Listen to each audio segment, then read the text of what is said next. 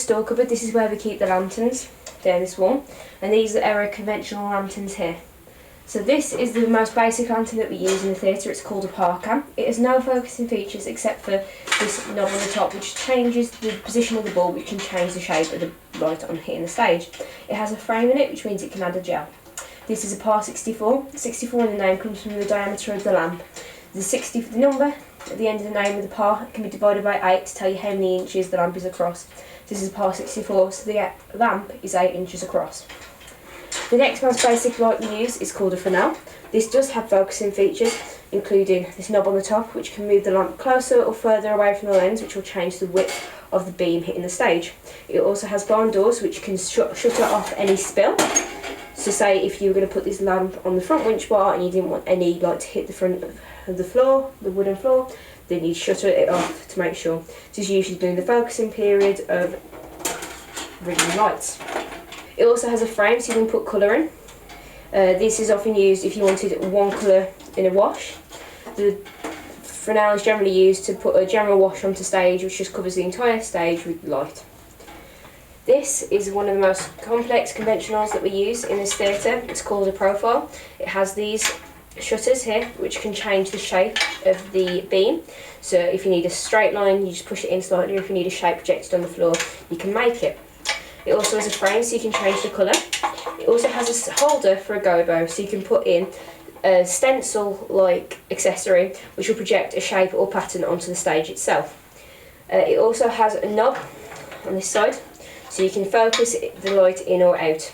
This one has two, which moves two separate lenses to change the width and diameter of the beam. This is a flood. We use these to light up the cyc, so we can wash the cyc with a different colour, but we can also use these as blinders pointing out towards the audience. They have a frame inside, so you can put a gel in, changing the colour. It has no focusing features, so it's generally just for a block colour or a block flash. These are some of our intelligent lights. These are moving heads, they're Rogue Colour Spot 250s. These lights basically have gobos and gels built in. They can be focused from the lighting desk, so it's not done while we focus the conventional lanterns, it's done in tech. These run off DMX compared to going through the patch bay. The process is called rigging. It's when we put the lights onto the winch bars. So the first thing to do is make sure that the lights flipped over and the G-clamp's tightened. Next you have to make sure there's a safety bond on the light. This is to stop it, just in case the G-clamp fails from falling onto the performers. It's just a safety measure. And then you plug the light in onto the plugs, making sure that there's enough left on the cable to move the lantern around and focusing. You also need to make sure that the lantern is the right way around so the bulb won't slip out onto the performers.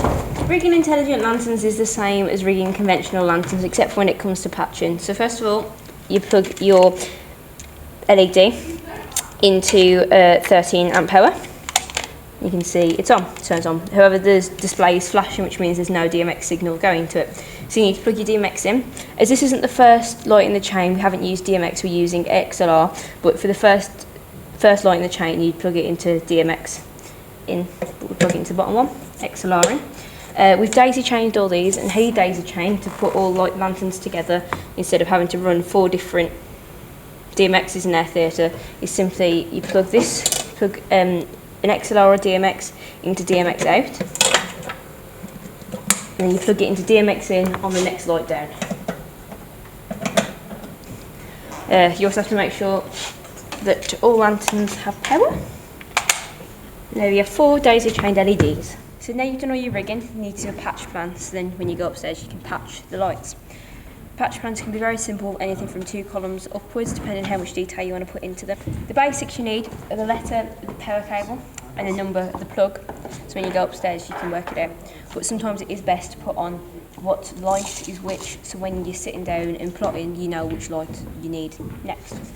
So as you can see, this one is letter D. Okay, so in your patch you write down D, and you count along to the plug. This one is 1, it's a profile. And stage left. The next light is the Fresnel, and this one is on D. 1, 2, 3, 4, 5. Can you write that down again? D5, Fresnel. Next is the Parker, D6. Then you change letters halfway along the bar. As you can see, this one is C, corresponding to C here. This profile is going to be C1.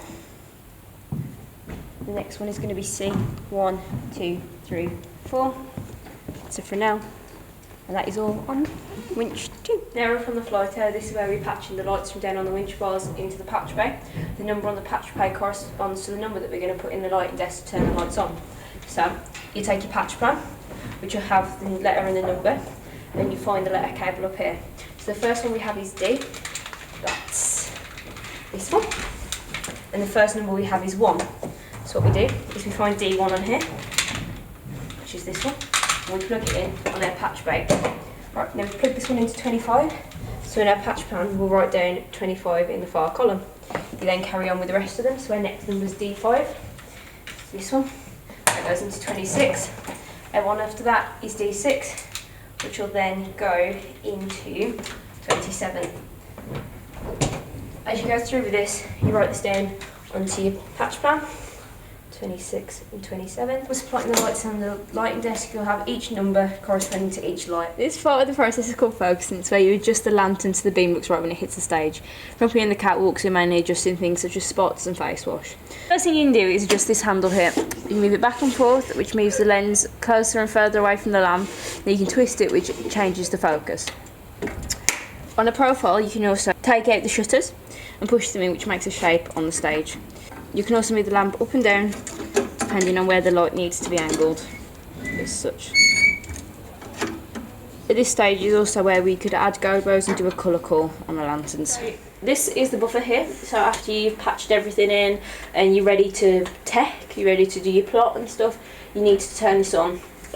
Here is where the DMX is going. In their theatre, 1 is on stage and 2 is up here, so say if you're going to tech downstairs, you'll have to re-put in the output to here, to 1. If we're in the tech box for running shows, things like that, if we're just turning lights on and off quickly, then it will have to be in 2, which is when the desk is up here. But for now, it's downstairs. Once you've done that, make sure all this is correct, you turn the buffer on. Basically, this sends the signal anywhere in the theatre so we can control the lights. This is the lighting desk, and as you can see, it's switched off now. To turn it on, you reach over and there's a switch on the back, so you can simply switch that on and it starts to boot up.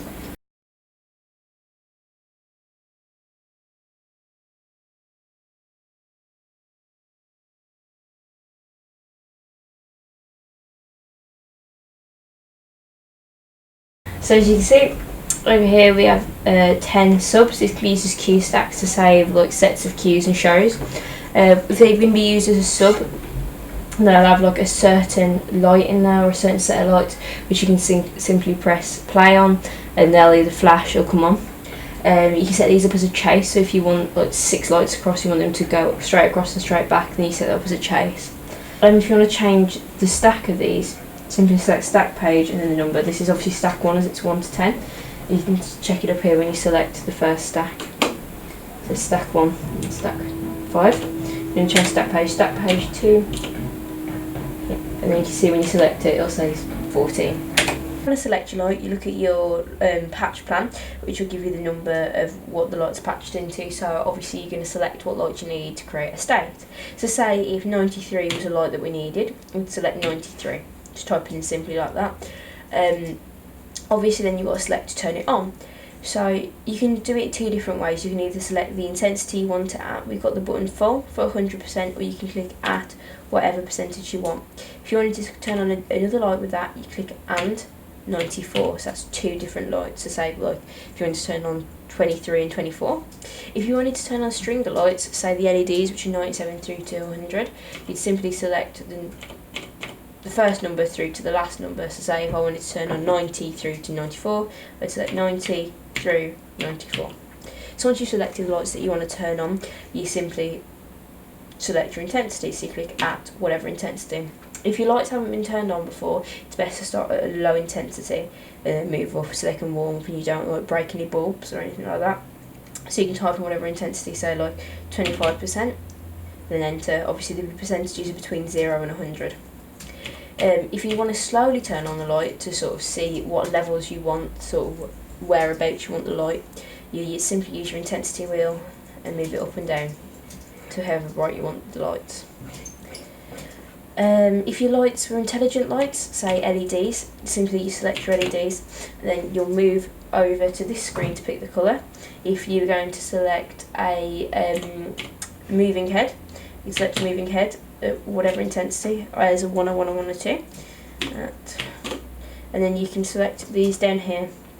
Home just simply sends them back to their normal colour in their normal position. Effects are things such as the speed, the size. Position is where it's pointing, so you pan and tilt it.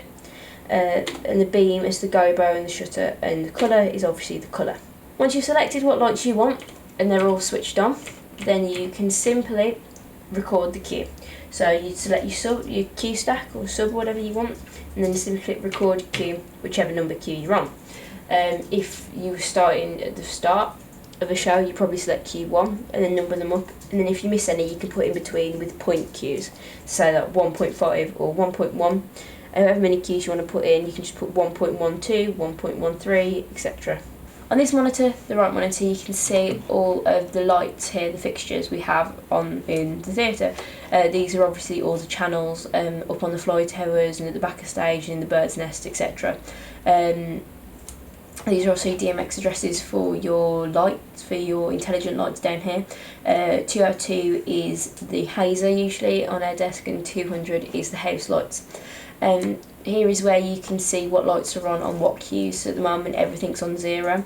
So if you're were to go with a cue, you'd be able to see what lights are on here. And carrying on.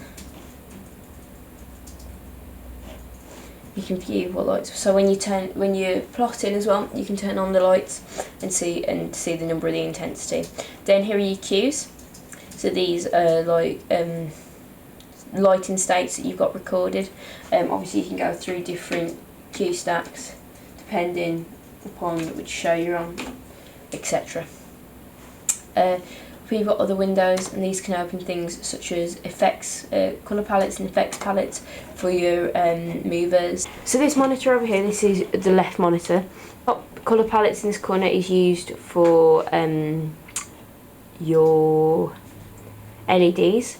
The beam shapes palette and the position palette are used for movers, and this down here is your groups. So first of all, in the colour palette you select your LEDs. You can select these preset colours or the picker, where you can simply scroll across whatever colours you wish.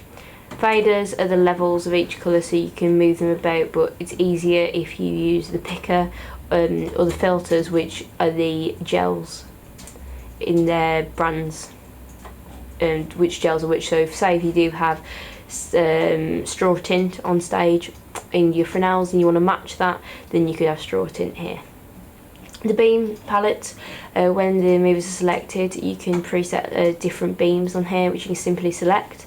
Position palettes again are just positions that are set for your movers again. And the groups here are lights, which you can groups of lights which you can select. So say if you have all sides or all heads, mids and shins, you can have them set up on each one of these, so you can just quickly select them instead of having to go through and select each one.